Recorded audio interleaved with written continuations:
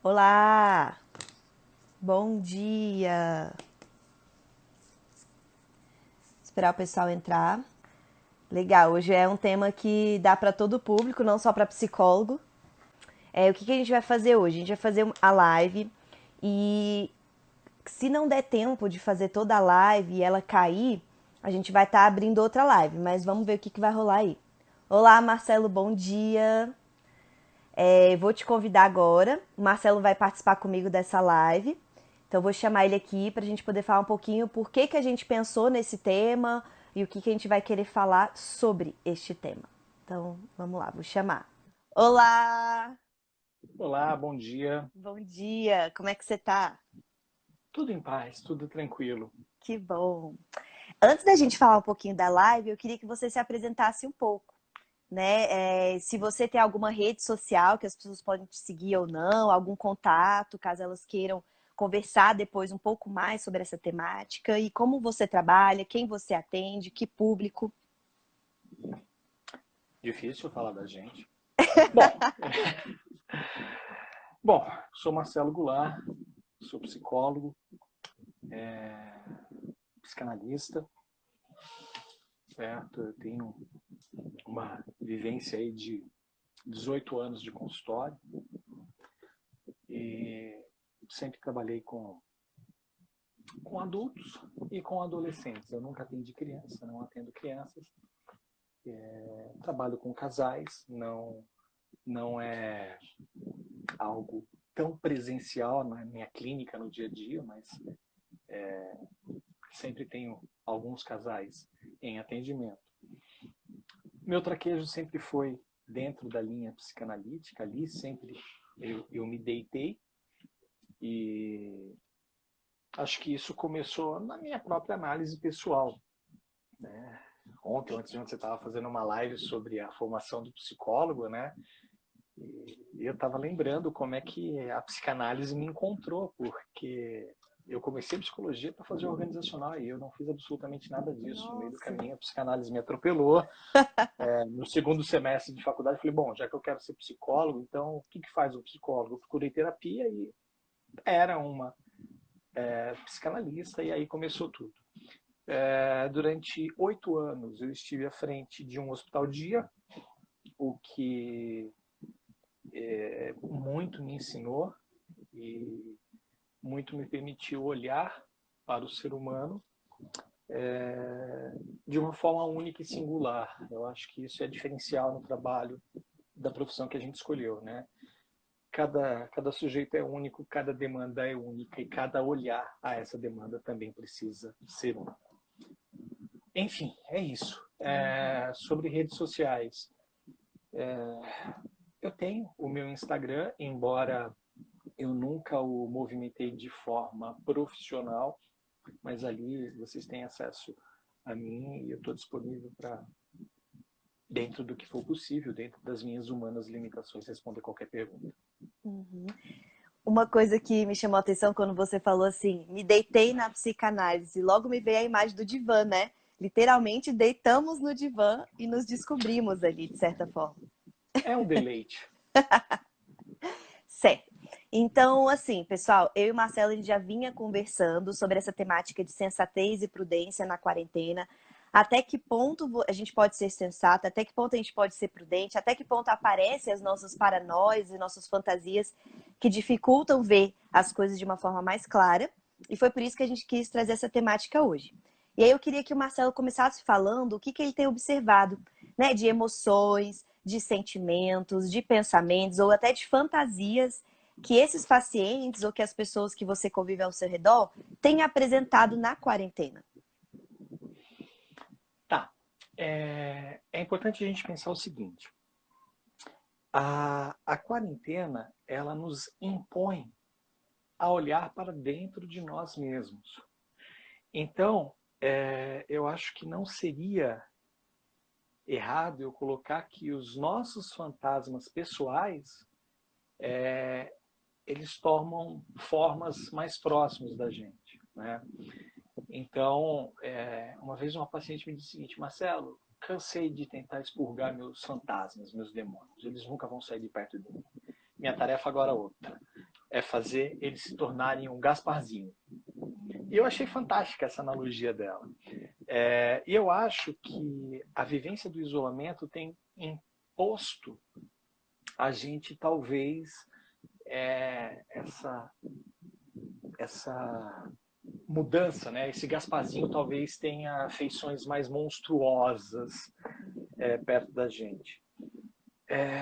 Estresse. O estresse, ele acomete a todos nós. A todos nós. O que vai diferenciar é como cada um de nós sente, vivencia e expressa, né, em ações este vivido dentro desse estresse. Certo? Então, o estresse ele vai trazer uma dose de ansiedade.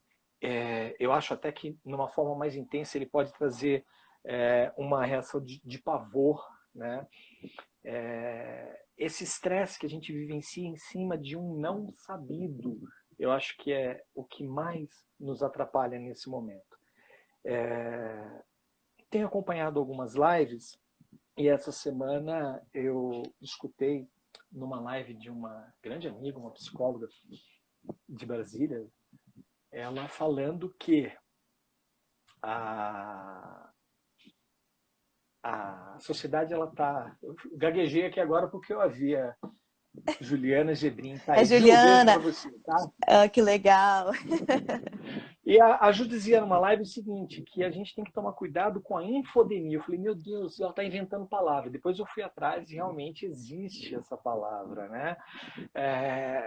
Que seria, assim, a grosso modo, a gente ter muito cuidado com informações ruins, né? Dados errados que são transmitidos, né? Por pessoas em redes sociais, né? Que causam muito mal. Se a gente observar, o nosso WhatsApp ele é bombardeado o tempo todo de notícias, né? Numa das nossas conversas, eu falei para você que eu criei um grupo com a minha esposa, excluí minha esposa, então o grupo é só meu, e ali eu jogo todas as informações que eu recebo, o que não significa que eu leio todas elas. Está ali para eu ter acesso. Né? Até disse para você, você falou da entrevista do presidente do Conselho de Psicologia do Rio, está lá guardado, eu não vi. Né? Então eu acho que cada um precisa, ao lidar com as emoções nesse momento, identificar como é que esses fantasmas internos afloram. Então, eu não estou interessado, veja bem, absolutamente nenhuma vida ceifada vale nada. Né? No sentido de, valeu a pena isso, ou valeu... Não, não. Cada vida tem o seu valor, é única e é importantíssima. Mas, de que a mim, Marcelo Goulart, interessa saber se o número de mortos está em 880, 900 ou 920? Esse dado não me agrega nada. Esse dado, ele não me traz um sentimento de proteção. Ao contrário, esse dado só geraria em mim mais ansiedade, mais pavor, mais agonia. Então, eu tomo cuidado com a questão da reação ao estresse, já que a gente está falando de emoção, e inevitavelmente qualquer um de nós está vivenciando esse estresse nesse momento, que cuidado com a forma com que você lida com isso que está acontecendo. Cuidado com a forma com que você pensa diante disso que está acontecendo. É com dor no coração que eu falo. Pessoas estão e vão morrer. A gente precisa, dentro de uma busca de sanidade, entender que o que cabe a nós nesse momento para preservar a nossa, os nossos e a sociedade. Se cada um começa um trabalho dessa ordem, as coisas podem caminhar bem. Então, emoções, irritabilidade, certo? Ansiedade, confusão, pânico, tristeza. É muito triste isso que a gente está vivendo, né? A Ângela comentou comigo alguns minutos atrás, a gente estava conversando no telefone, Marcelo, nem tinha me dado conta que hoje é feriado, a gente perde um pouco essa temporalidade, a gente não sabe, não porque é só todo dia domingo, eu brinquei com ela, Ângela, para mim todo dia é quarta-feira, porque todo dia é muito trabalho, é muita coisa para fazer, é muita coisa para se adaptar, né? Então,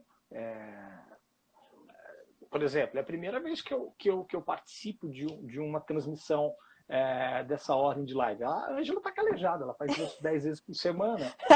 Né? E a gente Infadiguei, precisa... né? E fadigou, nós conversamos inclusive sobre isso. Mas é importante a gente entender que tem 1 milhão de coisas que a gente está cerceado, que a gente não pode fazer. Mas fora esses 1 milhão de coisas, eu tenho certeza que tem 2, 3, 5, 10 milhões de coisas que a gente pode fazer. Então, é importante, já que a gente está falando de emoções, essa coisa de como é que lida com isso, como é que a gente vai contornar as impossibilidades. Ok, eu não posso ir hoje me sentar à mesa com meus familiares e festejar num almoço de família, um feriado, uma data religiosa, enfim, tá, não posso. O que eu posso fazer? Né? Eu acho que é importante a gente direcionar o nosso olhar para aquilo que aos nossos olhos é favorável. Então eu estava falando da questão da infodemia, essa coisa das informações. Eu não estou interessado em saber se a cloroquina é útil ou não é útil nesse momento. Se os países querem ou não a utilização da cloroquina. Se a cloroquina ela vem de uma fala política de esquerda ou de direita. Essas informações não me interessam. Que tipo de informação me interessa? Né? Independente se elas são reais ou não, isso para mim não é importante. Importante é o que a informação me traz. Né? Uma senhora de 103 anos venceu lá em 19 a gripe espanhola e hoje vence o Covid-19. Isso para mim é importante. Pesquisadores da UNB trabalham num teste que os insumos são mais baratos e o reagente é mais barato, é a palavra técnica, e começam os testes da eficácia deste teste que está sendo produzido. A USP de São Carlos, ela cria um espaço para esterilização de EPIs. Isso para mim interessa ouvir. A Fiocruz é reconhecida como referência na América Latina. Isso para mim interessa. Não me interessa se as pessoas estão morrendo. Não é que não me interessa as pessoas, por favor, que fique claro isso. Não me interessa esse tipo de informação. Marcelo, então, uma coisa assim que eu percebi em mim, o contrário também, né? Não sei como você vê isso. Por exemplo, eu desde sempre, desde o início da quarentena, não quis ver nada porque eu sabia que ia me angustiar, né? Então, como pessoa, eu sabia que não seria legal. Só que agora que a gente já tá, sei lá, um mês, né? Não sei, de quarentena, deve estar quase um mês aí. Possivelmente. Nem sei, mas... Dia intenso, acredito que 2 a 3 semanas. Isso. Nessa semana eu já senti um inverso de, como eu não estou vendo essas informações, eu comecei já a relaxar no sentido de achar que tá tudo bem. Porque como eu não tô tendo contato, e aqui as coisas ao meu redor estão bem, não tem nenhuma pessoa doente, né? Não tem nenhuma pessoa de muito grande risco, apesar de que agora estão falando que os jovens também estão morrendo, então parece que a idade também é uma coisa que a gente começa a questionar se é só esse o fator de risco ou não. Mas aí eu comecei a reparar um outro movimento, né? Que a gente pode até entrar depois um pouquinho em mecanismos de defesa, sei lá, fases do luto, como se fosse assim, já tô acostumando, já tô adaptando, então tá tudo bem, já posso sair, a vida já tá normal. Não sei se isso veio por conta de pronunciamentos da política, onde algumas pessoas já acreditam que a gente possa sair, né? Ou então, ontem eu estava vendo, me falaram que o governador aqui de Brasília está pensando em abrir alguns comércios. Então, também não sei se é essa informação que te faz pensar que já está tudo bem, ou se realmente está tudo bem, e aí você começa a achar que o vírus já não existe, que já não é tão perigoso assim. Então, eu também vejo esse outro lado. Não sei se chegou alguma coisa para você nesse sentido. Olha, vamos deixar claro uma coisa. O vírus está aí, ele existe, ele é real. Ele não é uma manobra política, ele não é um golpe de Estado. Ele é uma pandemia que acomete o mundo inteiro. Então, a gente precisa estar com muito respeito com uma frase que as pessoas preocupam-se muito com máscaras, luva, álcool em gel, isolamento social, mas as pessoas não têm falado muito, pelo menos eu não tenho visto isso, certo? De como é que está a estabilidade emocional do ser humano nesse momento, certo? A gente está falando de imunidade e, reconhecidamente, instabilidade emocional, ela vai ter impacto direto na nossa imunidade. Então, cuidar do nosso bem-estar é uma forma de cuidar-se. Bom, não acho que a gente tem que relaxar. Eu acho que a gente precisa sim, ter responsabilidade frente a esse momento. Eu escutei de alguém e dói pensar dessa forma, que hoje os números são estatísticas. Haverá um momento em que os números não serão mais números, serão nomes, sobrenomes próximos a gente. Então, sei lá, vamos pensar Brasília. Brasília, quando começou a coisa da lei seca, ninguém acreditava. Havia uma negação, já que você estava falando já de mecanismos, Sim. né? Havia uma negação, isso não acontece. E aí as pessoas começaram a perceber que isso é real quando nomes e sobrenomes começaram a perder carteira. Então, gente, pelo amor de Deus, por favor, sejamos sensatos. Não vamos esperar um nome e sobrenome próximo da gente ficar acamado, ficar em isolamento, ficar internado, precisar de um respirador e não ter, falecer, e sabe-se lá se a gente vai poder enterrá-lo, velá-lo, para a gente entender que a gente vivencia, sim, algo sério. Agora, como é que eu lido com prudência diante disso? Por quê? Relaxar, não, as coisas estão legais, a curva está melhor do que o esperado, né? Nós não chegamos ainda no pico da doença, porque o pico da doença vai ser quando os números de casos dobrarem diariamente, as coisas estão tranquilas, eu posso algo agora. Não, não acho que é dessa forma. Eu acho que a prudência está em reconhecer o que é que eu posso fazer, o que é que eu devo fazer, não porque o outro me determina. Senão eu tenho a sensação de que eu estou preso dentro da minha casa, porque o outro me proibiu de sair. Eu acho que é importante a gente construir a imagem de que eu me privei dentro da minha casa em prol de um objetivo que eu acredito ser maior do que a minha liberdade de ir e vir, que é proteger a mim, os meus e, numa escala crescente, a sociedade. Certo? Se eu cuidar de você e você cuidar de mim, supostamente, não estaremos vivenciando um contágio. E aí, Eu estou Marcelo, dizendo que a pandemia envolve a falta de zelo das pessoas. Não, não estou dizendo isso. Existem pessoas que precisam trabalhar hoje para comer hoje, não é comer amanhã. sim. E é muito difícil lidar com isso. Certo? Então, no sentido de que não é hora de relaxar, mas é hora de ter tranquilidade e, sobretudo, sanidade na forma de lidar com as privações. É uma coisa bem diferente da outra, né? Antes da gente continuar, eu queria até dar bom dia, o pessoal colocou aí bom dia. Gente, quem quiser fazer perguntas, colocar comentários, a gente vai respondendo conforme a live vai ocorrendo aí.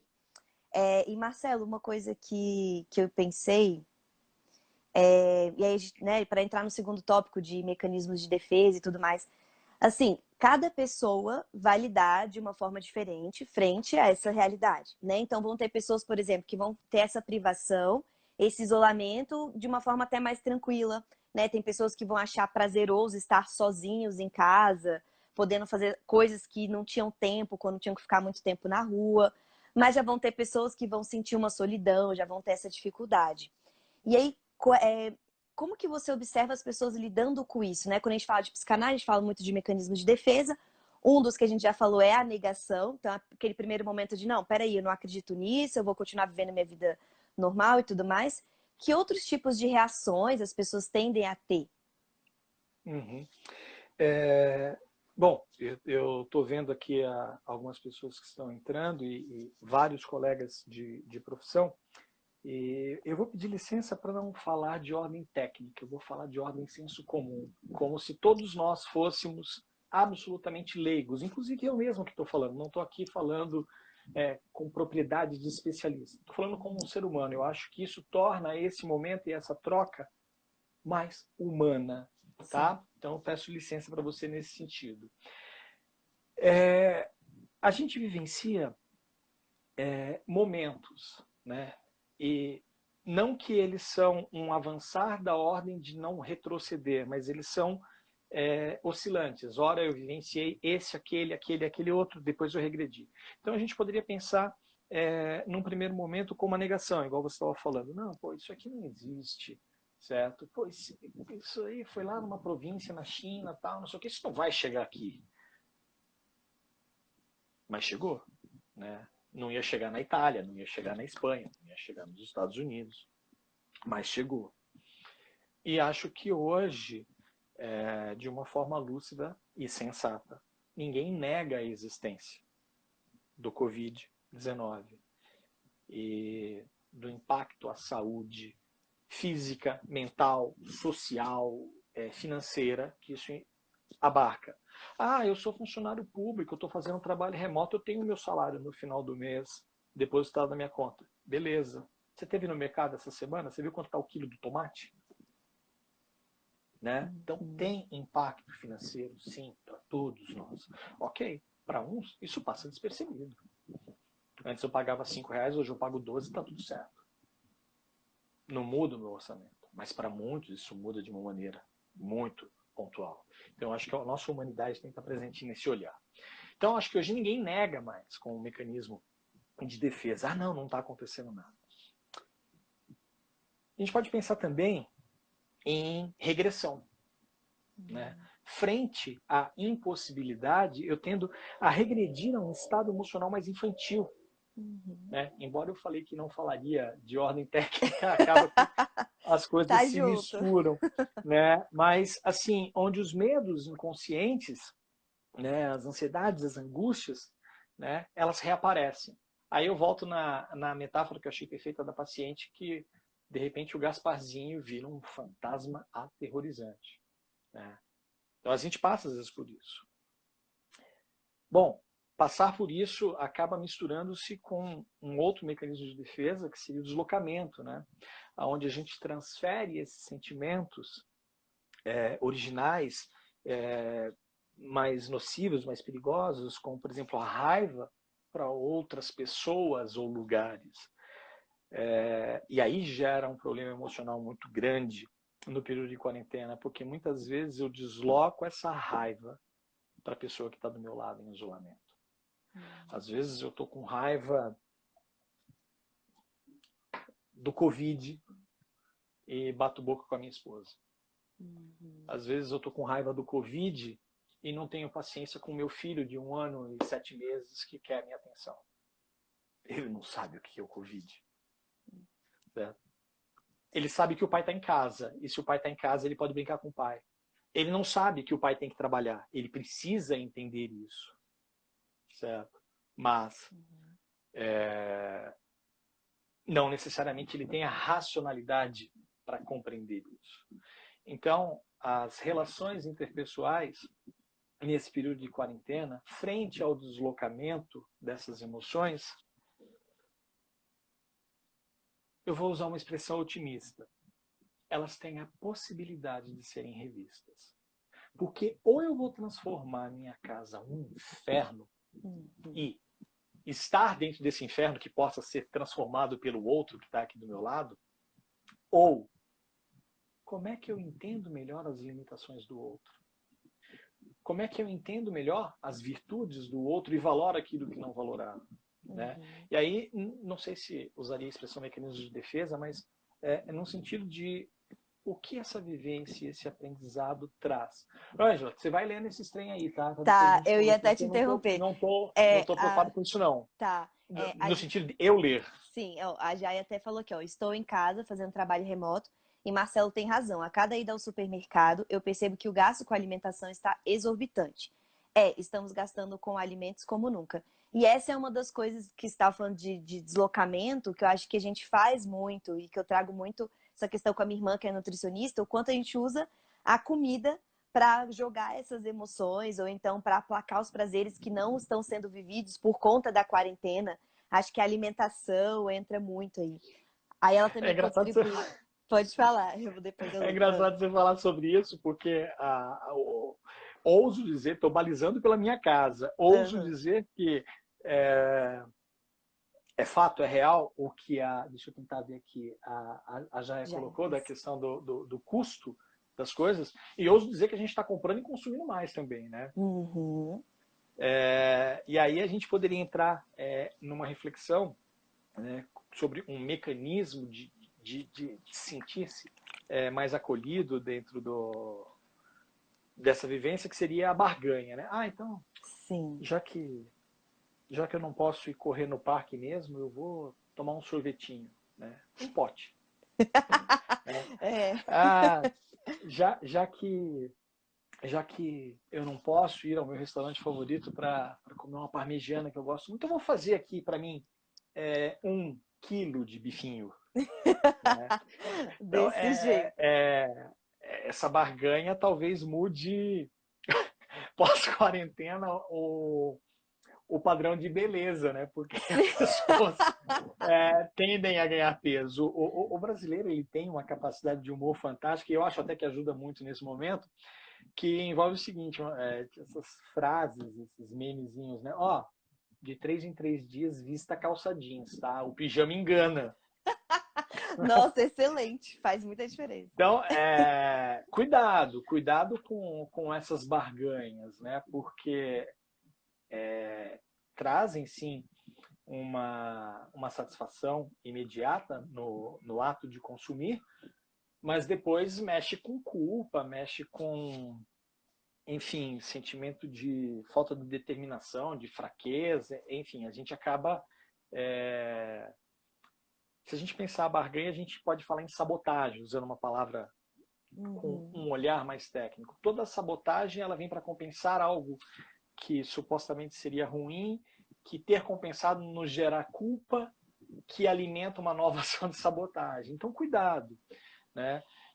Eu estava falando da possibilidade do ser humano se reinventar nesse período. Algumas pessoas que estão aqui nos ouvindo me conhecem de forma mais íntima, eles sabem que eu nunca fui adepto de exercício físico, não tenho satisfação, não tenho essa gana por eles. Uhum. E um belo dia me deu uns 5 minutos, eu falei, cara, eu preciso cuidar de mim. Não porque eu estou vivendo a barganha e estou engordando, mas porque eu preciso ter saúde. Né? Eu falei para vocês, eu tenho um filho de 1 ano e 7 meses, daqui a pouco eu não aguento levantar ele do chão. Minhas costas não aguentam. E aí eu falei, pô, que vontade de ir à academia do meu prédio. Marcelo, deixa de ser hipócrita, você nunca pisou na porra da academia, você não sabe Perdão, gente, a palavra. Você não sabe a cor da parede da academia, e agora você está com vontade de ir para academia? E aí, o que eu fiz? Fui para a escada do prédio. Eu moro num edifício de 17 andares. Eu preciso achar uma motivação racional para algumas coisas. Ok, 17 andares. Degrau por degrau, quantos tem? E aí, subi 527. Falei, pô, legal. Aí desci, o lado obsessivo falou mais alto, comecei a contar, cheguei lá embaixo, 525. Falei, ferrou, vou ter Não que subir acredito. de novo. Né? E aí subi e fechou nos 527, bateu com a primeira conta, não quis fazer a terceira. Mas, já visitei a escada do meu prédio algumas vezes. Certo? Ouso dizer que em 20 dias de quarentena eu fiz mais atividade física do que o ano passado. No sentido de parar para fazer uma atividade física. Então, é o momento da gente se reinventar. Uhum. A Já Certo? ainda colocou aqui, ó. A saúde mental tem que estar em dia. Estamos reaprendendo a nos relacionar com os nossos nesse período e está sendo uma fase de aprendizado, né? Então, de se reinventar nas relações, tanto com outras pessoas quanto para com você mesmo. E aí, uma pergunta que tinham feito na caixinha, quando eu coloquei aqui no Instagram, e aí, eu posso fazer caminhada ou não? O quanto fazer uma caminhada estando de quarentena é prudente ou não? Aqui no meu bairro, eu vejo tem muito idoso, né? E eles ainda estão ativos, tem muita gente que sai para caminhar, porque é um bairro muito bonito, arborizado, então dá aquela vontade de estar ali com a natureza, que eu acho que é uma coisa que faz bem também para a alma, né? Para nossa sanidade mental. Tem pessoas que vão com determinados cuidados, tá andando na rua, vê uma pessoa e atravessa para o outro lado para não cruzar, ou então usa uma máscara, né? Mas tem pessoas que não. E aí, o quanto é prudente andar, fazer atividade física ao ar livre, estando de quarentena? Bom, vamos lá. Mantendo aquela premissa que eu coloquei no início, eu estou aqui respondendo como ser humano Marcelo, tá? Não como um especialista, não coloque os meus posicionamentos aqui como determinações de quem quer que eu seja. Eu acho que o objetivo de conversar sobre essa temática, caminhar ou não caminhar na rua, como fazê-lo, se é que pode fazê-lo, ele tem que fomentar em cada um de nós a prudência, a lucidez, a sensatez, que é o tema desse papo. Uhum. Certo? Então, eu, Marcelo, eu tenho cachorro, eu moro em apartamento e eu desço com o meu cachorro. Certo? Ué, Marcelo, então você não está em quarentena? Não, estou em quarentena. Dentro do que, aos meus olhos, é sensato. E desço com o meu filho. Marcelo, você expõe o seu filho a uma caminhada? Não, eu permito o meu filho um momento de descontrair fora da casa, fora de um apartamento de 3 quartos. Bom, como é que eu, Marcelo, acho? Coloquei meu filho no carrinho, eu tenho um sapato que não entra mais em casa, tá lá, de propriedade do hall do andar. Uhum. Né? E o apartamento do lado também já tem moradores no hall dele, né? Desço, álcool gel na mão, tô caminhando com o cachorro. Tô tomando um sol, tô expondo meu filho ao benefício, né? E aí não expor, é permitir, de tomar um sol. Mas, o que eu tenho feito? As ruas vazias. Outro dia eu desci e voltei para casa, eu assustei, a rua estava lotada. Uhum. Certo? Então aquela coisa, alguém espirrou, você pisou no vírus e está levando o vírus para dentro de casa. Ok, né? Quais são as minhas ações de prudência? Coloco o Heitor dentro de casa, o Heitor não teve contato com o ambiente externo físico, chão. Né? Vou higienizar o carrinho do Heitor antes que o carrinho do Heitor entre. Meu sapato vai ficar para fora de casa, minha roupa vai para lavar. Né? A rua está cheia, então aí não dá para eu transitar nessa rua. E aí, conversando com uma paciente que é do Ministério da Saúde, e ela precisa, né, do exercício físico em função do quadro clínico e biológico do corpo dela, ela falou, olha, Marcelo, o que eu faço? Eu pego o meu carro, saio com o meu carro da garagem do meu prédio e me desloco a um lugar onde os meus olhos me permitam ver que está tranquilo, que está vazio. Ali eu paro o meu carro, faço a minha caminhada, retorno, o tênis não entra para dentro do carro, coloco numa sacola, já deixo um sapato específico ali. Parece paranoia, mas eu acho que são cuidados que, se todos tomarmos, a possibilidade da curva realmente não ser tão ascendente, ela torna-se real. Certo? Eu acho saudável uma caminhada? Acho. Eu acho prudente tomar um sol? Acho. Eu acho prudente escutar o canto dos passarinhos, que talvez a gente esteja escutando mais porque o movimento de carros tende a estar menor na rua? Acho. Mas, sem com que a gente se desapegue do momento de forma tal a estar tudo certo. Não, não está tudo certo. E se pensarmos que não está tudo certo, tende a ficar menos ruim. E, Marcelo, nessa questão da prudência, da sensatez, uma pessoa respondeu. Eu vou falar o que o Rafael disse, que eu acho que tem muito a ver com o que aconteceu no início, né? Nessa ótica que a gente estava falando do mercado, de gastar mais e tudo, incluir o gás de cozinha. Por exemplo, tivemos exemplo de duas pessoas comprarem até 3 botijões de gás, ocasionando na falta de gás para os outros.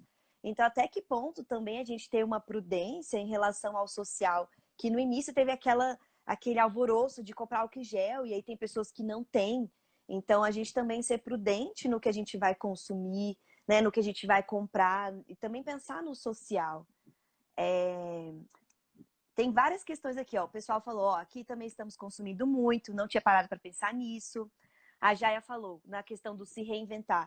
Eu aprendi a cozinhar com os meus filhos, eles aprenderam a fazer coisas que gostam. E eu acredito que precisa também ter muita paciência com o school home, né? Que é outra questão que está trazendo as crianças vendo vídeo aula e os pais tendo que aprender tecnologia, ajudar essas crianças, né? É um outro Eu tenho uma desafio para paciente que é quem é pai. professora e ela falou assim, e achei bacana a partilha dela, que ela falou assim, olha, um pai me ligou e me pediu desculpas pela forma com que ele me tratou ao longo dos últimos 3 anos que eu acompanho os filhos dele, né? Que ele dizia o seguinte, eu esperava que você desse conta do meu filho dentro de uma sala de aula lotada e eu sozinho não dou conta do meu próprio filho dentro da minha casa. Né? Olha que percepção bacana, olha que possibilidade bacana da gente aprender coisas. Né? Quando eu acho que o simples fato das pessoas que estão aqui neste momento nos acompanhando já me põe a pensar que são pessoas. Travou aqui, não sei se foi eu ou você. Voltou. Que estava entrando uma ligação, estava me ligando aqui. Ah, tá. Tem acesso à internet, a um telefone, a um smartphone, já que estão acompanhando a gente e tal. Então nós somos privilegiados. Né? A gente pode até ficar sem álcool em gel porque não achamos para comprar, mas não porque não podemos comprar. A gente pode até ficar sem gás porque não achamos para comprar, mas podemos comprar. E é aquela coisa, se eu vou ao mercado e compro 10 quilos de arroz, sendo que eu, minha esposa e meu filho consumimos 5 quilos de arroz, sei lá, em 40 dias, qual a necessidade de eu comprar 10 quilos? Uhum. Certo? Então, assim, eu acho que a prudência, ela se faz em não olhar só para o próprio umbigo. Né? Se eu vou lá e faço um estoque, porque daí eu não vou precisar sair de casa, aquela, né, quase tornar minha casa a caixa do pânico, né? Aqui dentro eu tenho provimentos para me manter por 3 meses, e dane-se o mundo lá fora. Poxa, eu estava, algumas horas agora atrás, eu estava na televisão assistindo um programa que eu gosto, aquele Largados e Pelados, A Tribo. Sei, já assisti. E assim, havia um grupo de pessoas, umas 6, 7 pessoas, e literalmente ao lado, 2 pessoas. E não, a gente não quer trabalhar em grupo. Essas 2 pessoas tinham encontrado, ou tinham levado, não sei, tinham acesso à linha e anzol. E essas 2 pessoas estavam pescando. E essas 2 pessoas pegavam uma enguia e se alimentavam daquela enguia. As 2 pessoas num dia e os 8 do lado não comiam nada. E no dia seguinte pegavam uma nova enguia, se alimentavam e os 8 do lado não comiam nada. E o participante fala assim, cara, isso aqui é sobrevivência. Do tipo, perdoe a palavra, dane-se vocês. Certo? E nós somos esse cara. Credo, Marcelo. Não, nós somos esse cara. Nós somos esse cara. Nós somos esse cara privilegiado que não olhamos para o outro. Certo? Nós somos esse cara que, de repente, dispensou a nossa funcionária que cuida da nossa casa, que cuida da nossa roupa, né? Porque, imagina, vai que ela traz doença aqui para dentro de casa, né? E já que ela não está trabalhando, ela não vai receber. Dane-se se ela vai morrer de fome ou não. Espera aí, eu não estou aqui fazendo um discurso demagogo, de repente eu também não estou recebendo, aí eu não tenho, mas tá, dentro de um quadro real, como é que eu partilho isso? Uma paciente entrou em contato comigo e falou, Marcelo, eu queria suspender as nossas sessões. Eu falei, tá, eu respeito, mas por quê? Ela falou, bom, você sabe que a minha forma de trabalho, o contrato que eu tenho, eu recebo por produto, então eu recebo de 3 em 3 meses. E eu recebi agora. O que eu fiz? Eu dispensei a moça que trabalha aqui em casa, eu falei, olha, eu não tenho como te pagar o seu salário por 3 meses, eu não sei quando que eu vou poder te pagar de novo, se é que eu vou poder te pagar de novo, e você vai ficar na sua casa. Então, ó, estou te antecipando aqui, metade do seu salário por 3 meses. Organize-se, não gaste, certo? Tome conta desse dinheiro, porque eu não tenho como te dar mais, e provavelmente você não vai ter como buscar mais. Eu não tenho condição de arcar com as nossas sessões. Eu olhei para ela, falei, tá, beleza. Conversamos na semana que vem. Marcelo, você não está entendendo, eu estou suspendendo. Eu falei, deixa eu te fazer uma pergunta. O seu desejo é suspender as sessões? Ela falou, não. Só que neste momento eu não posso pagar. Falei, você usou a palavra, neste momento. Num outro momento a gente vê como é que a gente faz isso. Eu posso fazer isso com todos os meus pacientes? Não, eu preciso comer, né? Mas eu preciso de uma enguia por dia, igual o grupo do Largados Largados e pelados. Pelados, né? Então eu acho que a possibilidade da gente se reinventar enquanto ser humano e aprender com isso é surreal. E coitado da gente se a gente passar por isso tudo e se tornar a mesma pessoa. Ângela, lembra aquele vídeo que eu mandei para você que você disse que gostou, que a cena inicial é um balanço, que é a carta do vírus? Sim, sim. Muitas pessoas não tiveram acesso àquele vídeo. Eu conversei com algumas pessoas, repliquei para algumas pessoas. Eu não conheço da ordem de tecnologia. Tem como a gente disponibilizar aquele vídeo? Tem, a gente pode dar um jeito, eu vou ver como faz. Então, beleza. Descobre como faz isso e faz isso porque, para quem não conhece o vídeo é como se fosse a perspectiva do vírus sobre o que está acontecendo.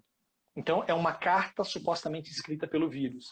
Eu não vou querer me alongar, eu poderia até ler a carta toda, mas eu acho que ficaria maçante. Eu transcrevi a carta, porque eu acho que ela tem muito material para trabalhar de ordem terapêutica, mas se você me permite, eu queria ler só a última frase. Sim.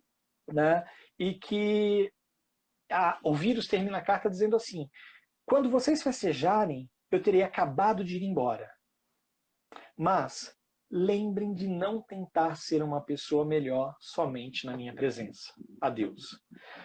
Pô, isso foi um soco na minha cara quando eu li isso daqui. E qualquer pessoa que se permita ter empatia com o outro vai sentir esse soco na cara. Então, é aquela coisa. Eu estou privado, eu estou cerceado, a economia não está girando, pessoas estão perdendo seus empregos, pessoas estão tendo que redescobrir-se como cozinheiras, como professores, como terapeutas uns dos outros dentro de casa, né? Que esse olhar, que esse descobrimento nos torne pessoas melhores. Porque se a gente passar por tudo isso e voltar a ser a mesma pessoa, ou pior, se tornarmos pessoas piores. Marcelo, eu acho que eu comecei a live 11 e pouquinho. Agora já tá dando quase 11h50. Eu vou ler as perguntas das pessoas pra gente não perder. E aí depois, quando essa live cair, a gente inicia outra e continua os nossos tópicos. Tem muita coisa pra gente conversar. Ou até gente, depois marca outra live. Eu até peço desculpa se eu estou falando muito, enfim. Eu me propus, eu não sei se eu fiz certo ou errado, a usar isso aqui como um bate-papo, como se eu pudesse estar falando com uma pessoa no sofá da minha casa. Sim, essa é a ideia mesmo. Tá. O que vocês sugerem para manter os relacionamentos saudáveis? Eu continuo na terapia em grupo, só que online. Para mim faz bem e eu vi que muita gente que não tem essa oportunidade está sofrendo. Que até compactua com o terceiro tópico que eu tinha pensado a gente conversar, que é como o profissional da saúde, o psicólogo, entra auxiliando essas pessoas. Igual você falou da sua paciente agora, né? Não é o seu desejo suspender as sessões, você não pode pagar agora, mas vamos continuar trabalhando e o dinheiro a gente vê depois. O quão importante a gente estar aberto a essas pessoas para atender elas nesses momentos críticos.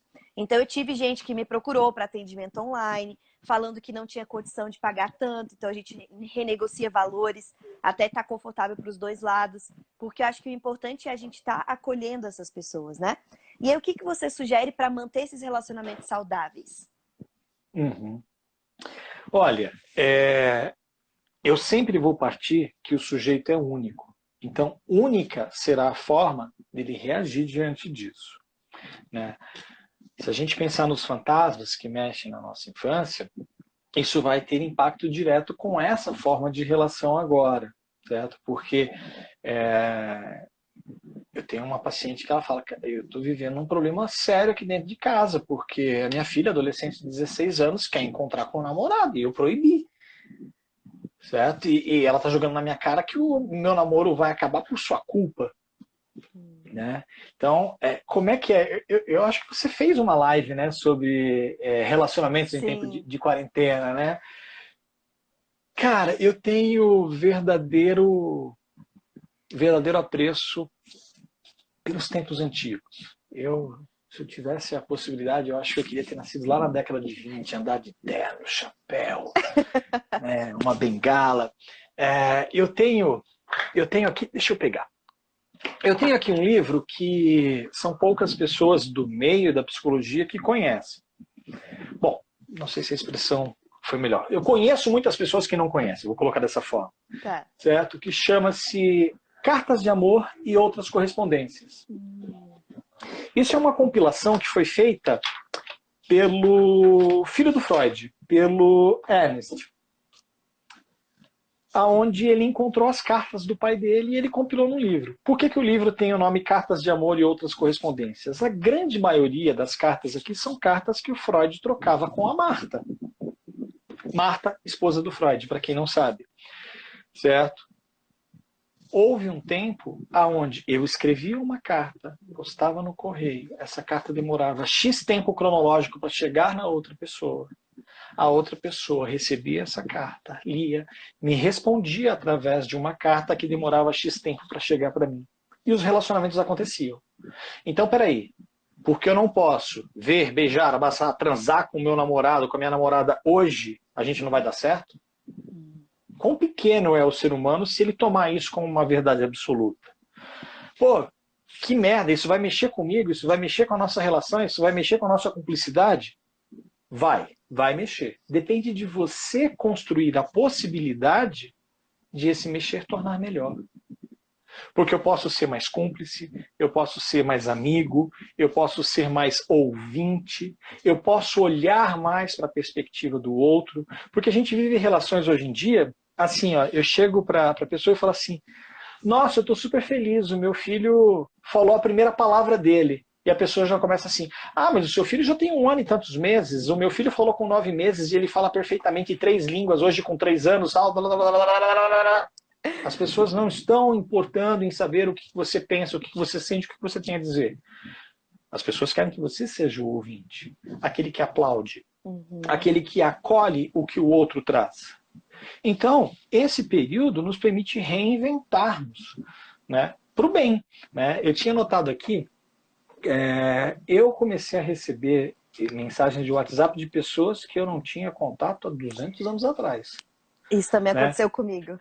E não são mensagens do tipo, legal, tudo vai passar e em breve a gente vai poder se abraçar. São mensagens do tipo, tá aqui o link para você acompanhar em tempo real a progressão da doença no mundo. Aí eu abri o link, né, tem um globo terrestre, aí você clica lá, Brasil. Aí tá lá, informação atualizada em tal, tantos óbitos, tantos casos suspeitos, tantos casos confirmados. Pô, obrigado, viu? Você não me acrescentou absolutamente nada com essa informação. Agora, se você tivesse me mandado assim, Marcelo, tem 200 anos que a gente não se fala, passei aqui para dizer que em breve eu quero te abraçar.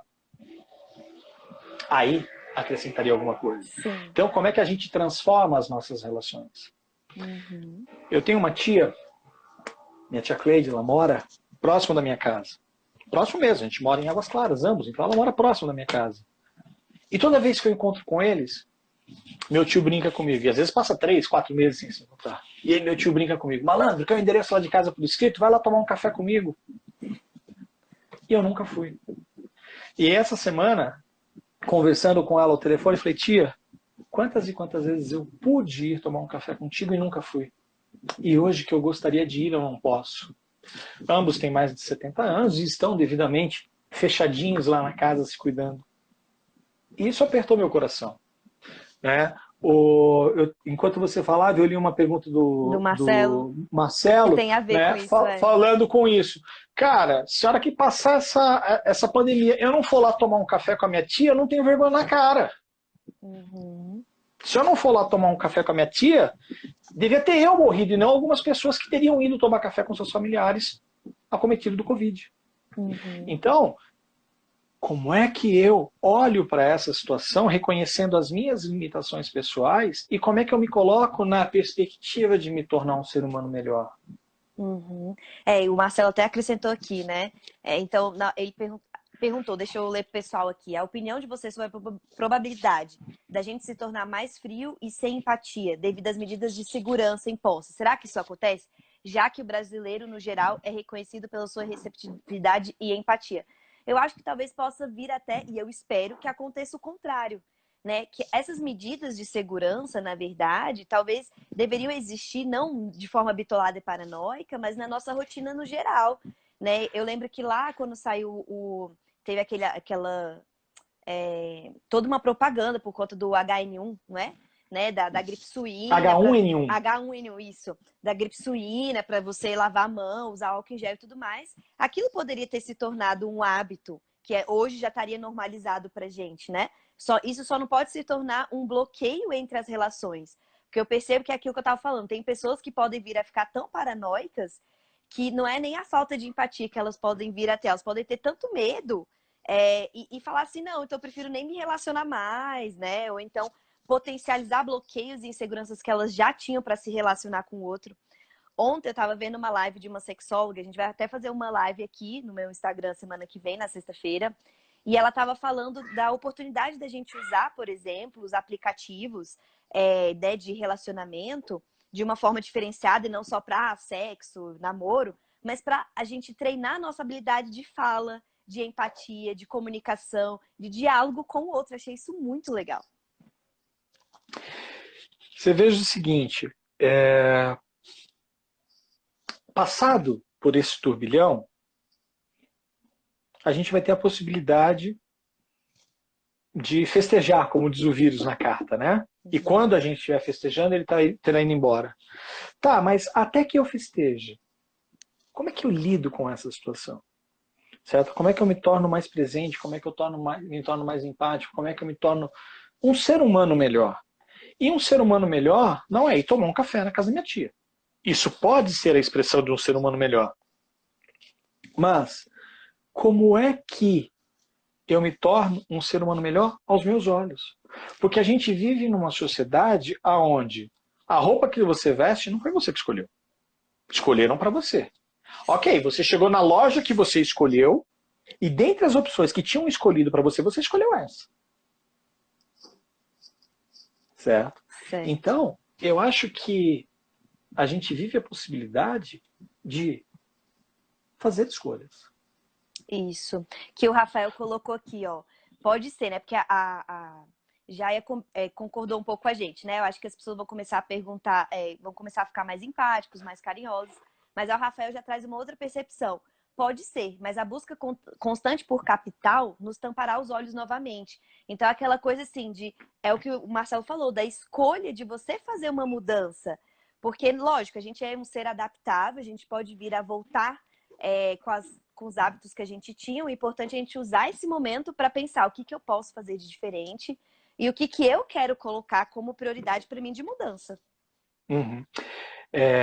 Perfeito, Angela. Eu acho que se a gente fizer uma análise bem superficial, nós somos um fruto do que vivemos. Então, a maneira com que eu fui criado, as interações sociais que eu tive, os exemplos, os referenciais, as condutas, a formação do meu ser humano, do meu caráter, da forma com que eu fui lapidado como gente, me traz até aqui. E aí, por favor, em momento algum, estou falando mal da nossa história, da nossa família, da nossa vivência, dos nossos pais. Estou falando da trajetória que nos trouxe até aqui. E precisamos respeitar, porque essa mesma trajetória que fez com que os agentes externos que nos trouxeram até aqui aconteceram com eles também. Né? Então, supostamente, se algum agente externo da minha criação, da minha educação, do meu referencial, porque não é só pai e mãe. Pai e mãe é quando a criança está sob o nosso domínio dentro de casa. Daqui a pouco ela vai para o mundo, ela tem professores, ela tem colegas, que esses colegas têm pais diferentes, que agem diferentes de mim, que têm condutas diferentes de mim, pensamentos diferentes de mim. Eu não sei se eu sou o cara que quero a enguia só para mim, ou se eu sou o cara do outro grupo que vou partilhar uma banana em 8. Né? Então, ok, chegar até aqui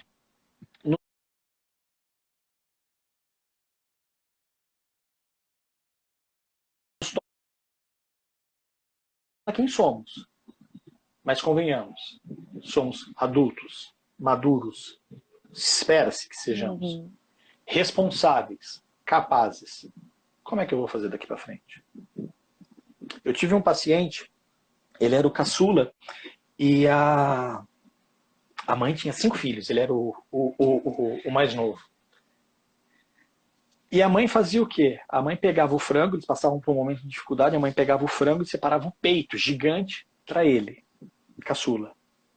E a carcaça, era a palavra que ele utilizava, ficava para os 4 irmãos. E ele tirava onda com os irmãos, que ele comia aquele peito e escorria o óleo pela boca e tal, se alimentava, se nutria. E um belo dia, ele se revoltou com a mãe e deu o peito dele para os irmãos. E não comeu nada. Ele tinha 8 anos quando ele fez isso. Com 8 anos, ele percebeu que as coisas estavam acontecendo de uma maneira que ele não concordava. E ele mudou.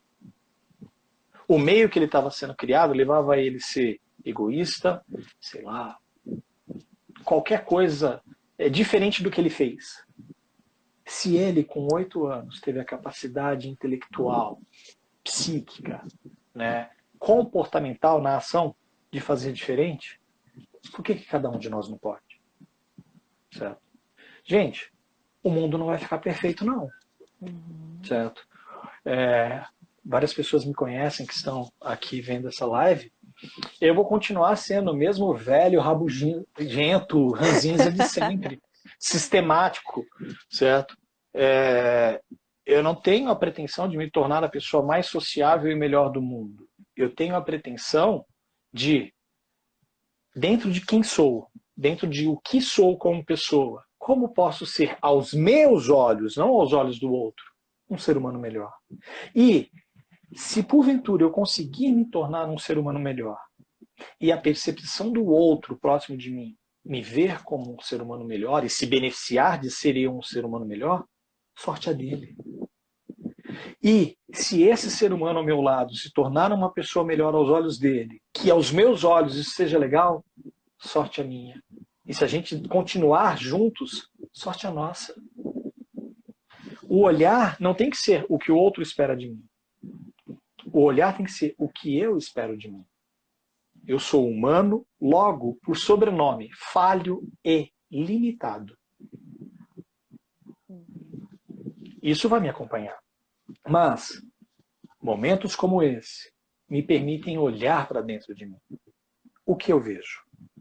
Como eu crio uma lapidação disso que eu estou vendo? Como é que eu me adapto? Se eu continuar indo para a escada, brincar nos 527 degraus, talvez eu construa o hábito de um exercício físico. Não para ficar lindão. Passei dessa fase, nem conseguiria. Não me interessa isso. Mas talvez, por ter no trato do exercício físico uma contribuição direta para o meu estado físico, né? Eu tenho resistência insulínica, então existe uma possibilidade de que, se eu não me cuidar, eu me torne diabético. Será que a minha ação protetiva diante da ação de iniciar um exercício físico, para mim, pode protelar ou talvez evitar essa diabetes? Certo? Então, caramba, o que eu faço comigo? O que eu faço por mim? Que, sendo bom para mim, vai ter reflexo no outro. Essas são as relações que o ser humano pode construir. Eu posso me tornar um ser humano muito pior, muito mais agressivo, muito mais egoísta, muito mais pessimista, porque eu não tenho nada a ver com a porra do vírus que foi criado lá na China e sou obrigado a me submeter a isso que eu não quero agora, perdi conhecidos, perdi trabalho. Tá, ok. Viver a quarentena, viver a imposição não quista por nós da doença existir, vai te mudar. Mas a escolha de quem tu serás é tua. Não é da tua esposa. Não é do teu pai, do teu filho, do teu melhor amigo, do teu referencial que você nem conhece, mas que você tem acesso, acompanha por redes sociais. Né? Marcelo, eu vou só ler a pergunta. Pessoal, a gente estava fazendo uma live, ela caiu. Então agora a gente vai retornar aqui, vou colocar o nome da live.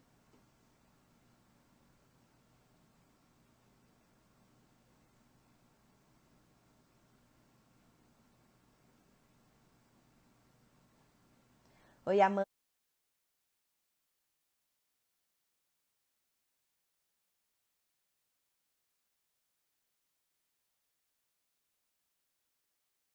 Vamos continuar a live. Aí, Marcelo entrou. Vou chamar aqui.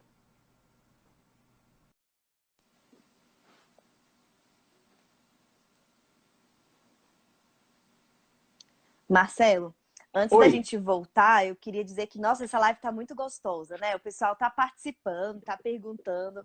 É a primeira vez que eu faço 2 lives seguidas. Tá? Tem muita coisa pra gente falar aí. E pelo que eu li, a última pergunta que tinham feito na live anterior era como a falta do isolamento social na quarentena pode reaproximar essas pessoas. Tá. É, me vem de uma forma muito imediata um pensamento psicanalítico. E eu vou tentar tirar ele de foco para a gente falar num linguajar mais comum. Mas só para a gente iniciar a ideia, Lacan ele tem uma frase que é fantástica. Lacan é um teórico da psicanálise, Jacques Lacan, que ele diz o seguinte, que o homem é o ser da falta, e que o ter não preenche a falta. Então, a gente precisa entender que somos seres faltosos. Existem buracos, vamos criar uma analogia assim, na estrada da nossa vida, que jamais serão nivelados, né, tamponados. Então, o que acontece? Tentando entrar então num cunho mais senso comum, eu entendi que a falta que ele está falando, a falta que, por exemplo, eu vi aqui há pouco que o André entrou, né? Bom, se ele não estiver aqui, eu vou falar assim mesmo. Tá. O André é um cara que eu conheci lá em 89. Salvo engano, em 89 a senhorita não era nem nascida, né? Não. E o André é um cara que nós estudamos juntos, nós vivenciamos coisas juntas e tal. E eu não falo com o André há 200 anos. E eu tenho certeza que eu não falo com o André há 200 anos e vale para qualquer outra pessoa que esteja me vendo e eu não tenho a presença nesse momento na vida de vocês e vocês na minha, por uma única resposta envolvendo 2 pessoas. Porque somos um bando de otários. Porque eu não falo com o André porque eu não liguei para ele. E o André não fala comigo porque ele não ligou para mim. Sim. Certo? Nos longínquos anos 90, Aí eu e o ele André respondeu. sentávamos juntos. Acho que ele respondeu aí com joinha. Né? Nos longínquos anos 80, eu e o André sentávamos juntos e tocávamos violão. Há uns 4 anos a gente fala de sentar para tocar um violão. E a resposta sempre é, pô, vamos fazer. Nossa, eu não fiz e ele não fez. Certo? Não estou aqui culpando somente o André, mas também a ele. Estou aqui culpando a ausência da ação. E eu acho que essa falta talvez nos permita, né, a maior iniciativa. Aí, ó, a Amanda deu ideia. Eu faço uma live tocando violão. Eu também apoio. Quero assistir essa live. Putz, acho que não vai ser legal. Tudo enferrujado. Né? Não vai ser legal para quem ouvir. Para mim e para o André vai ser fantástico, tenho certeza disso. Então é aquela coisa. Meu tio sempre me chamou para ir tomar um café na casa dele. Eu nunca fui. Mas ele também nunca veio na minha. Não estou aqui culpando-o. Eu estou dizendo que as relações elas acabam sendo muito unilaterais. Sim, isso é muito certo? real. Então é aquela coisa. A Ângela me chama para fazer uma live, eu aceito. Por que eu não poderia ter chamado a Ângela para fazer uma live? Certo? Então, eu acho que a falta nos permite entender que se a falta vai se fazer, porque ela é estruturante, né? Imagina se tivéssemos tudo a qualquer momento, se assim desejássemos. O desejo acaba. Então a falta ela é estruturante, ela é necessária. Mas como é que viver a falta me permite transformá-la em ações presentes? Ó, a Betinha, ela até colocou aqui, ó. Eu tô falando com os meus amigos de infância, é bom demais. E foi algo que eu fiz, não necessariamente com amigos de infância, mas agora uma coisa que eu resolvi fazer nessa quarentena, que eu quero levar pós-quarentena, é que quando vem alguém no meu pensamento, naquele momento, parar o que eu tô fazendo e mandar uma mensagem para aquela pessoa. mesmo rapidinha, só para falar, nossa, tô com saudade de você, né? Lembrei de você. Não que eu queira ter um papo muito grande com aquela pessoa, mas eu sinto a necessidade de mostrar que eu lembrei, de mostrar esse afeto, de mostrar, tá tudo bem por aí, né? Uma coisa que você tinha me falado, que eu achei muito legal, que eu acabei fazendo também, nesse momento de quarentena, muitos pacientes antigos que talvez seja legal também entrar em contato com esses pacientes e se mostrar ali, né? Se mostrar aberto a estar para uma relação, seja ela qual for. Porque eu acho que também a quarentena vai modificando um pouco. Eu nunca imaginei que a gente estaria aqui numa live, né? E isso a gente está se reinventando. Isso é muito legal, é algo que a gente pode vir a levar. E aí falaram que também, ó, o legal disso tudo, mais do que nunca, quem sou eu? E você vai trazendo esses questionamentos, né? Você veja como é que são as coisas, né? Você tem conversado com amigos de infância, a gente tem, de alguma forma, tido a possibilidade de que permitem aplicativos que permitem uma chamada de vídeo como a gente está fazendo agora, e a gente não faz isso, né? Eu sempre fui um cara meio atecnológico, então eu demorei para ter um smartphone, eu demorei para ter uma conta no WhatsApp, eu demorei para ter um Instagram, e não os movimentos. E é uma ferramenta fantástica, para o bem ou para o mal. Uhum. Você faz dele o que você quiser, certo? Então, assim, as pessoas têm muito tempo para fazer uma selfie postando o restaurante que está lindo, maravilhoso, com um prato fantástico, desejado por todo mundo. E vai publicar. Né? Tem menos fotos, vocês repararam? Não sei se as pessoas estão com raiz por fazer, o cabelo por... Né? Não, A minha esposa queria cortar meu cabelo. Eu falei, não, deixa assim, tá bom. Né? E aí surgem as piadas, essa coisa da... Mas, vamos lá. Lanço aqui a pergunta, se vocês têm percebido isso. Eu tenho percebido menos fotos. As pessoas estão em isolamento. Ué, mas elas não podem tirar foto? Ou o aparelho do telefone não funciona dentro de casa? Né? Sim. Então, quando eu tô, sei lá, numa adega e tiro foto com uma garrafa cara de vinho, vale. Quando eu tô em casa e espremo uma laranja e faço um suco, não vale? Uhum. Certo? Então, olha aí, quem somos nós? Somos esses fúteis que usam as redes para se aparecer ou para parecer o que o outro gostaria que fôssemos? Eu falei que eu não sou tecnológico. E aí esse momento acaba me fazendo me reinventar. Eu estou aqui diante de um telefone e isso faz parte do meu dia a dia enquanto terapeuta, enquanto analista, que tenho as minhas sessões com os meus pacientes acontecendo por meio de vídeo. E aí falei, eu preciso me reinventar. Peguei o computador e fui buscar no YouTube, que é uma ferramenta pouquíssimo usada por mim e que espero que doravante seja diferente, porque depende de mim fazer a falta de outrora uma presença na minha rotina. E fui lá e coloquei um documentário do Freud, de 40 minutos. E aí assisti o documentário e revi datas de falecimento, pai e tal, não sei o quê. E o YouTube ele te permite um reencaminhamento através da pesquisa primária, né?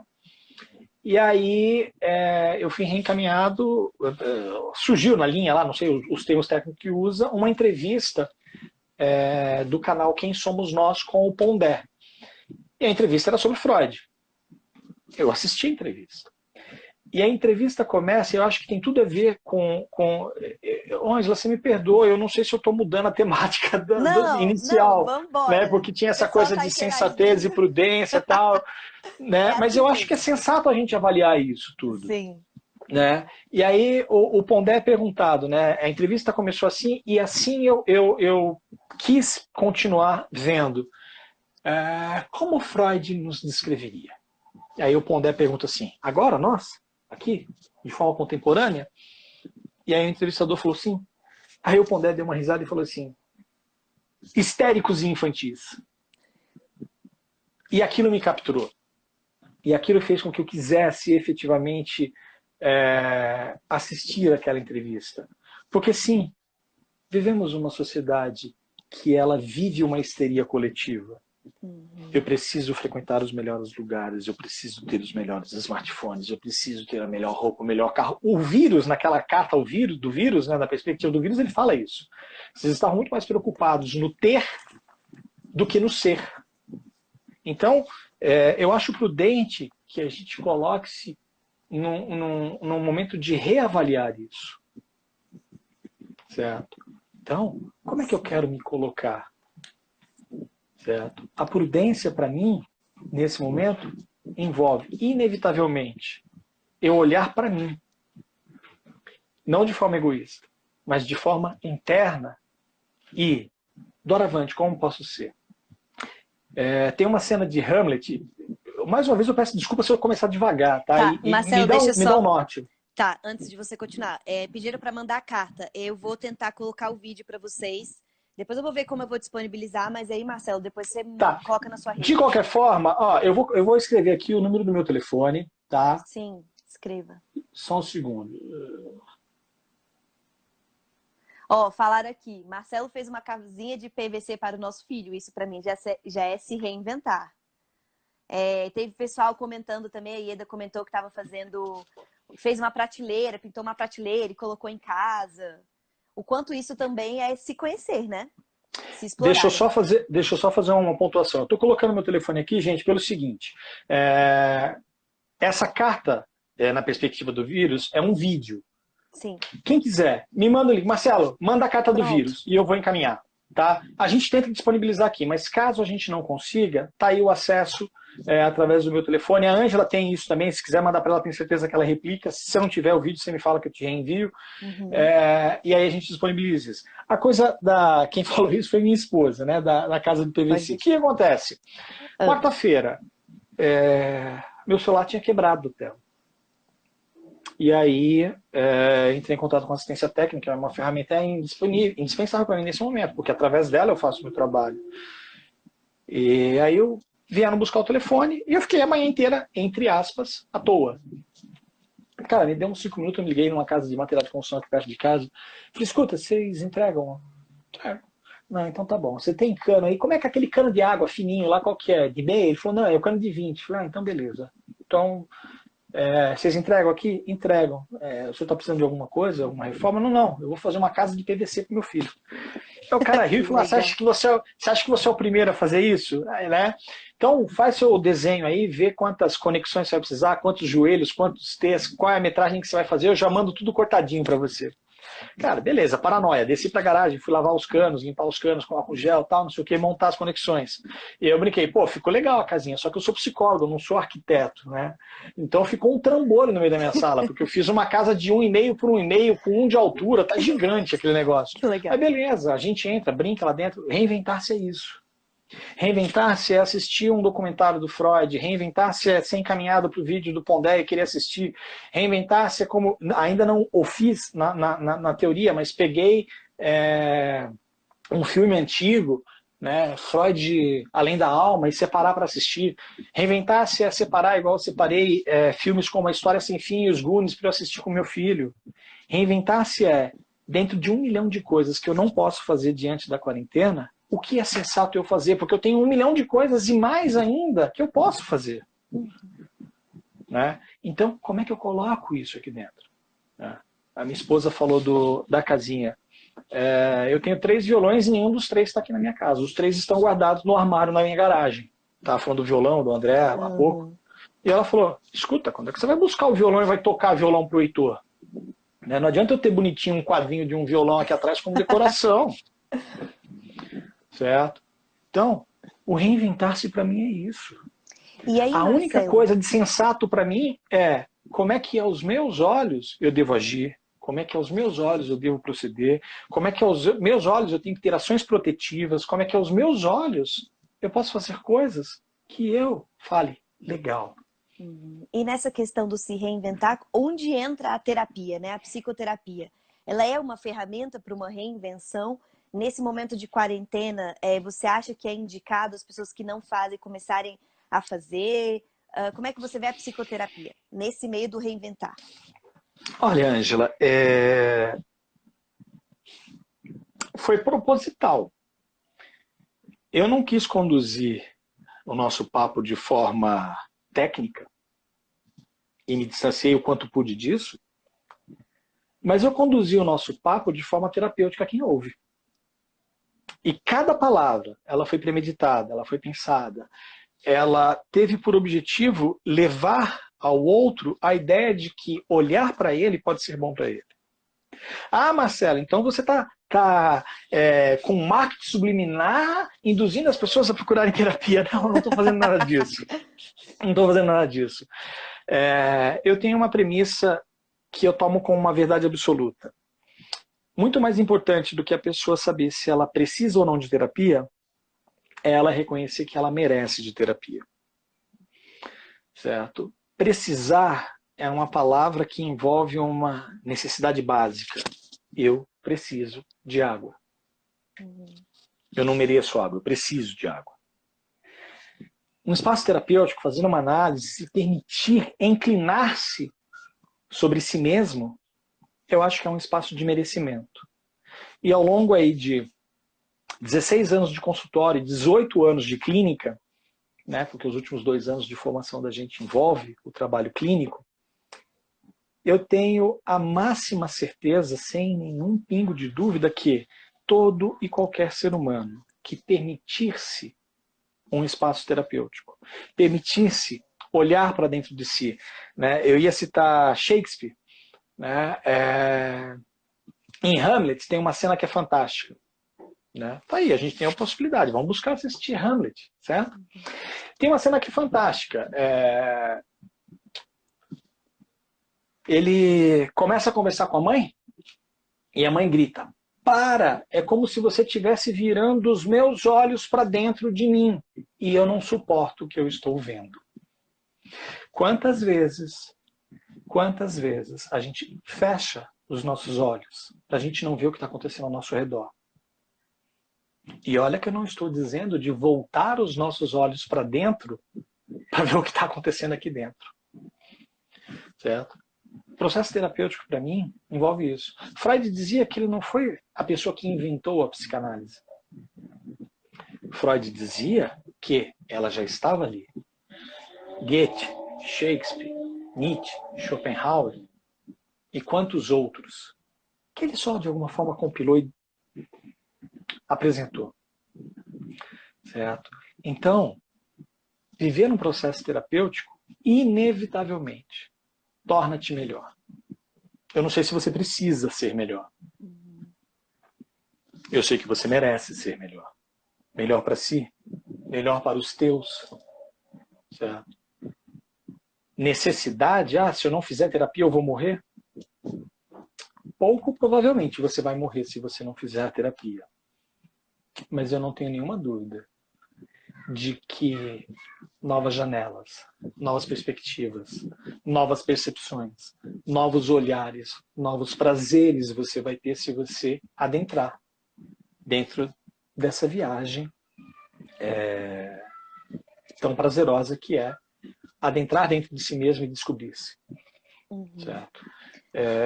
Se nenhum das pessoas que aqui estiveram com a gente procurar terapia, mas se nesse papo, de alguma forma, construíram algumas reflexões e que o fruto dessas reflexões que fique claro, é de cada um de vocês, não é meu. Né? O meu trabalho enquanto analista é pensar reflexões. O que você vai fazer com elas é seu. Não é meu. Eu não posso nortear você para onde eu acho que você tem que ir.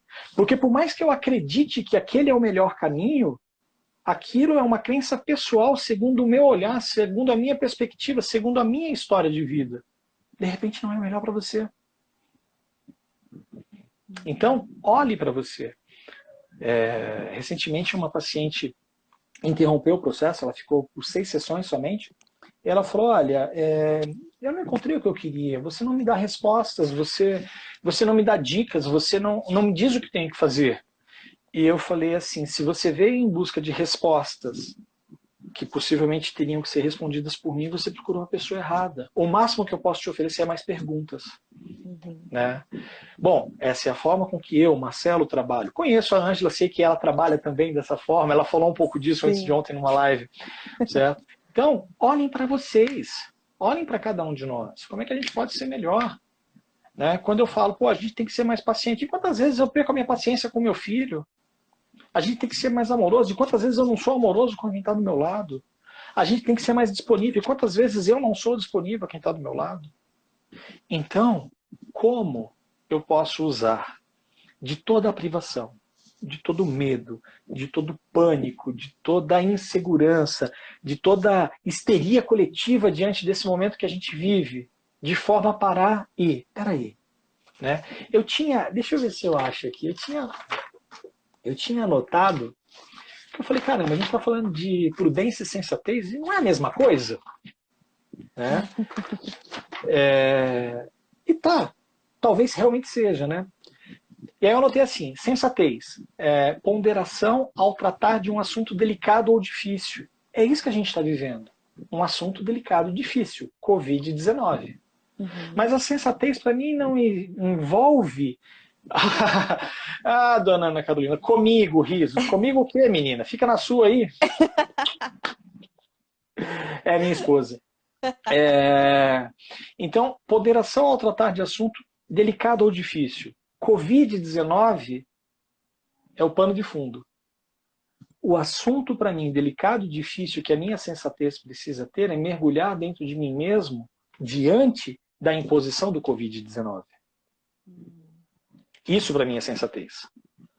Porque se eu simplesmente me enclausurar dentro de casa, ou simplesmente se eu vou para a rua, a ação que eu venha a ter, ela precisa ser sensata aos meus olhos. É muito fácil para mim, no conforto da minha casa, atendendo meus pacientes e tendo as minhas sessões creditadas na minha conta, e poder ir ao mercado e poder comprar cano super supérfluo para fazer uma casinha, né? Entender que a gente tem que ficar isolado. Eu li recentemente que não venham com essa de que estamos no mesmo barco. Estamos, talvez, no mesmo oceano, mas cada um na sua embarcação própria. Sim. Certo? Então, ser prudente, ser sensato é eu olhar para a minha embarcação. E aí, Marcelo, você falou muito da terapia, do processo terapêutico, e aí eu queria trazer a questão dos filmes, né? Que você já estava citando algumas coisas.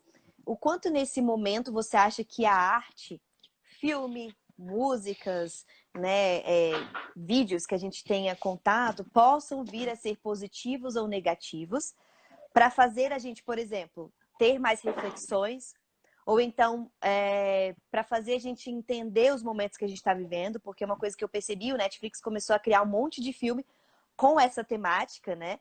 Principalmente na primeira semana, e todo mundo me indicando, vai ver, vai ver, vai ver. O quanto isso é positivo para o sujeito, nesse momento, entrar em contato com esse tipo de conteúdo, e além desse tipo de conteúdo, algum outro tipo de conteúdo usando a arte é interessante para a gente entrar em contato com nós? Como que a arte entra nesse... Tá.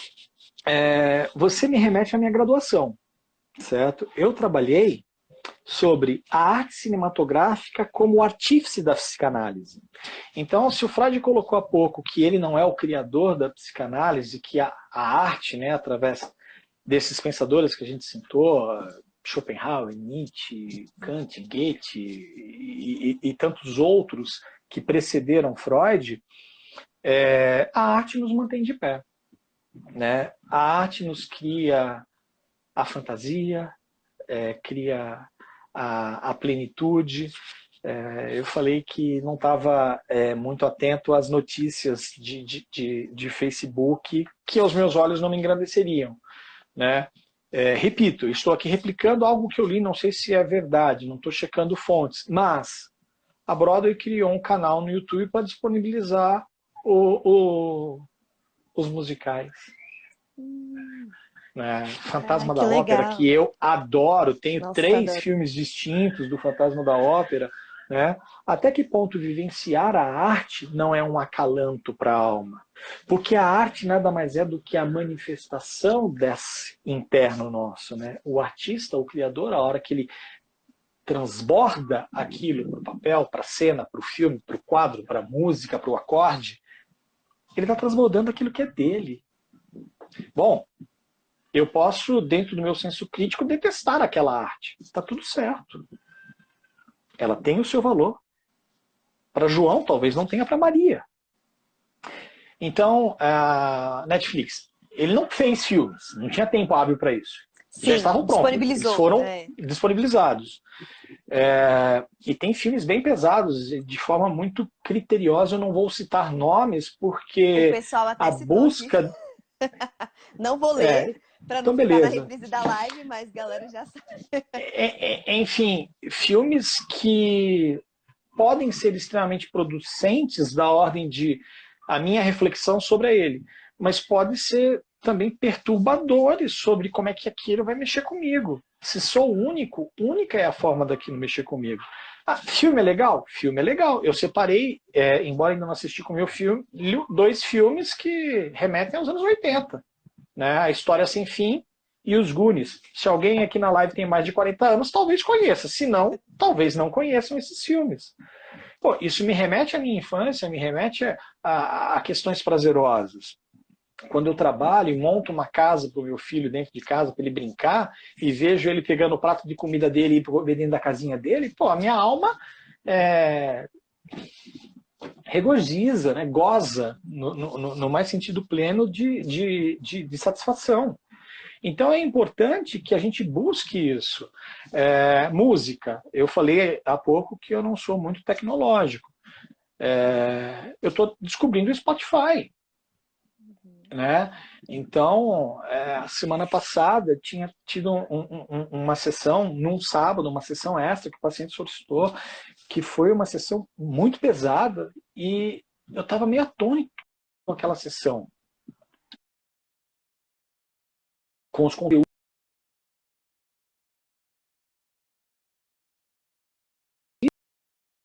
né, que eu escutava numa vitrola lá em, sei lá, 84. E como que essa visita, de alguma forma, acalantou os meus sentimentos, né? Vem de alguma forma a colocar ordem no nosso caos interior. Então, esse momento de privações, de pandemia, querendo a gente ou não, ele gera caos dentro da gente. Neste momento, a organização desse caos, ela é nossa. Ela não é dos meios de comunicação. Ela não é do jornalista, ela não é da política. Eles querem mais é que esse caos continue, porque daí vende, porque daí fomenta ser bom ou ser ruim, certo? Eles estão preocupados com eles. A sensatez envolve, em vez de escutar o outro, né, eu sempre digo o seguinte, que eu adoro ouvir o outro. Não porque o outro tem razão ou não, porque o outro me faz pensar. Porque se a Angela me fala uma coisa que eu concordo, ok, é muito fácil eu manter aquele comportamento. Agora, se a Angela me fala uma coisa que eu não concordo, eu vou ter que refletir quais são os meus argumentos para refutar o argumento dela. Não numa disputa, numa conversa com a Angela, mas num pensamento interno meu. E se eu não concordo, eu não vou colocar em prática. O mais bacana para mim é quando eu escuto algo que a Angela me fala e eu não sei se eu concordo. Porque aí me vem uma interrogação do tamanho do mundo. Então, peraí, se eu não sei se eu concordo, talvez ela tenha razão. E aí eu vou ponderar, peraí, ela tem razão. Aí não é fazer o que a Ângela falou para eu fazer. É fazer o que a minha reflexão me traz diante do que eu ouvi da palavra da Ângela. Excelente. E esse é o processo bem da análise, né? É o que acontece ali. Sim. Então, a arte, nesse momento, ela pode ser maravilhosa.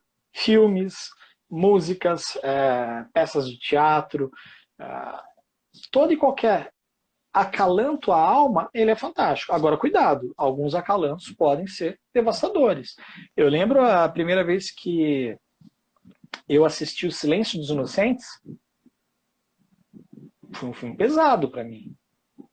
E foi um filme que eu assisti pelo menos umas 10 vezes, porque eu escrevi sobre o filme, fomentei ideias clínicas que alimentasse a minha metáfora clínica para os meus pacientes e que alimentasse a minha metáfora clínica para a minha análise. Né? Então, todo e qualquer conteúdo que gere proveito, ele vale a pena. Agora, eu tenho medo de filme de terror. Eu vou assistir filme de terror? Não, não vou. Não faz sentido. né? Ah, tal filme, falaram que tem cenas fortes, tem cenas violentas, tem cenas de canibalismo, né? Eu falei do Silêncio dos Inocentes. Não, então é melhor eu não assistir isso agora. Ou não, isso aqui é importante para mim assistir agora. Eu acho que a prudência está nesse sentido, né? Você falou que citaram o filme aí, que eu não vou dar nome. Ele pode ser o melhor filme da sua vida, como pode te psicotizar, sei lá. Sim, Né? eu fiquei bem preocupada. Ó, falaram que a Betinha até falou que o Circo de Solé disponibilizou espetáculos lindíssimos gratuitamente. Né? Tiveram Né? pessoas que assistiram muitos filmes pós-apocalípticos no início da quarentena, agora não mais. Então tem pessoas que estão já indo para os desenhos animados. E era uma coisa que eu ia falar, que o que ressoa em você é o importante. Então, por exemplo, eu não sou muito fã, não sou fã de sertanejo. Então, para mim, não faz sentido e nunca vai acalmar minha alma escutar uma música de sertanejo. Agora, ir lá escutar um rock que tá coerente com o que eu tô sentindo, já dá uma acalmada. Então, entra a subjetividade de novo, né? O quanto... Exato, muito legal você falar isso, porque quando... Eu não vou lembrar o nome da pessoa. A primeira live que rolou aí dos sertanejos e tal, eu falei, cara, que mundo que eu vivo? Porque todo mundo estava vendo aquela live, eu não Eu não estava. tava, eu também não. Fiquei, gente... Fantástico se aquilo estava sendo bom para todo mundo. Isso. Fantástico. Né? Então é aquela coisa, uma vez um paciente chegou no consultório e falou assim, ó, preciso fazer uma pergunta. Eu fiquei calado, esperando ele falar. Você não vai me mandar procurar uma aula de dança de forró, não, né? E eu continuei calado, falei, vamos ver o que ele quer com isso.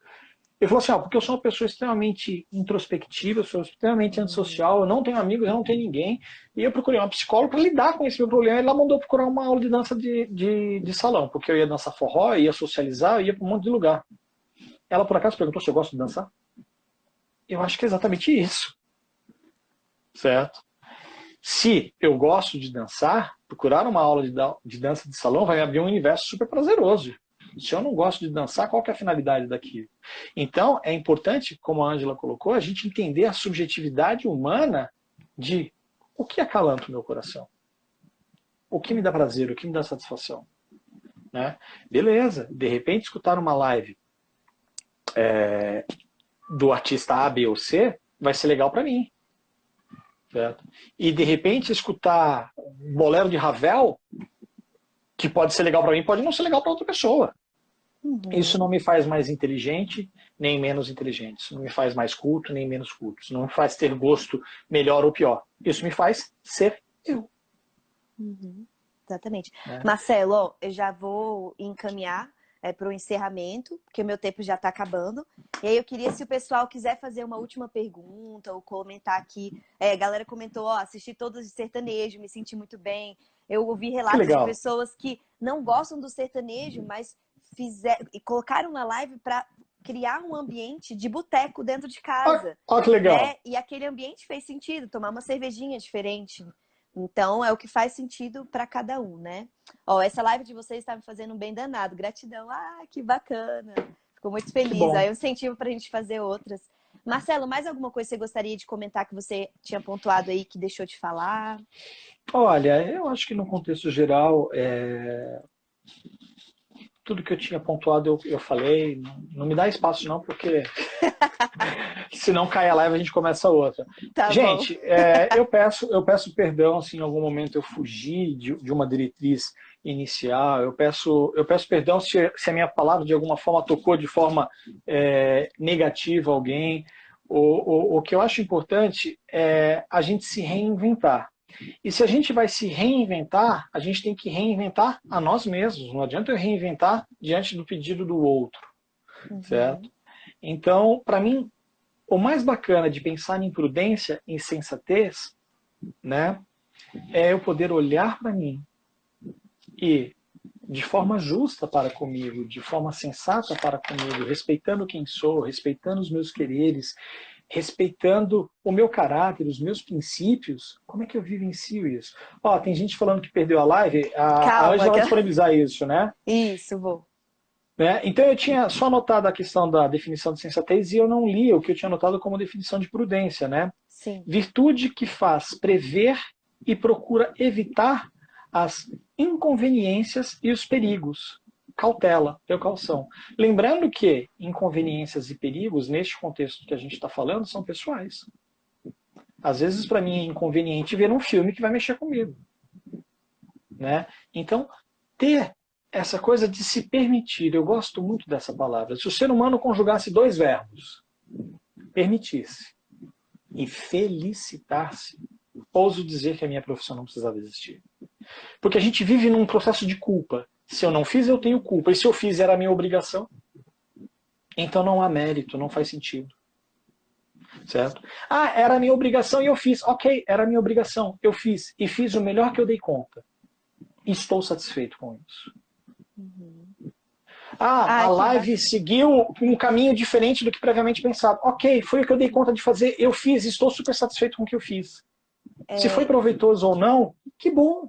Sim, e foi proveitoso, as pessoas já estão falando, olha que legal, ó. O importante é ter pessoas como vocês, que doam 2 horas do seu tempo, né, do seu dia, para bater um papo construtivo. Acho que essa parceria deveria existir sempre. Vânia, vamos nos permitir, né? Não há tempo que volte a música, né? Então, é fazer o melhor que a gente pode. E acho que está aberto a gente também mostrar as nossas fragilidades como ser humano. Eu acho que é o que vai ligar todos nós nessa questão da empatia que o pessoal trouxe, né, da gente se melhorar como pessoa. E é muito nessa troca que o Marcelo falou.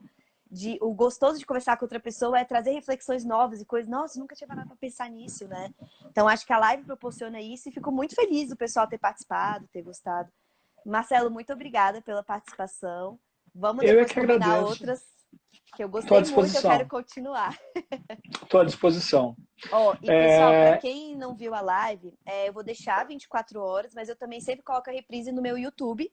Aí eu mando o link, eu sempre coloco no meu Stories, ou então posso até mandar para o Marcelo por WhatsApp, para ele mandar para quem quiser ver pelo YouTube. E em relação ao vídeo que eu falei, a carta na perspectiva do vírus, eu disponibilizo isso para vocês, eu coloquei meu telefone aí, a gente vai tentar colocar, e a Ângela, tá? Vai tentar colocar isso nas redes sociais, mas eu disponibilizo, vou novamente colocar o número do meu telefone aqui, e quem quiser, é só me mandar um ok, manda para mim o vídeo da carta do vírus, né, na perspectiva do vírus, e aí eu encaminho pelo WhatsApp para vocês esse vídeo. É um vídeo de 5 minutos muito bacana que suscita várias reflexões. Sim.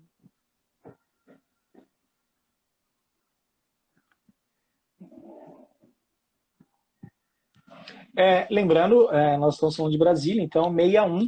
Eu identifiquei pessoas que estão fora de Brasília que entraram aqui. Ângela, obrigado pela paciência, obrigado pela confiança, obrigado pela oportunidade. Eu acho que falar é poder ouvir-se. E ouvir-se é uma forma de olhar para si. Gratidão por esse momento. Com certeza. Beijo, bom feriado para vocês. Valeu para vocês também. E Marcelo, pediram para você depois pôr a foto da casinha. Também fiquei curiosa de PVC, para a gente ver como ela ficou. Tá, eu vou colocar então no meu Instagram. Meu Instagram tá aí disponibilizado, é gularpsi@yahoo.com.br. Eu vou colocar assim, sem problema. Tá bom. Tchau, até mais. Tchau, tchau. Obrigado, gente. Até.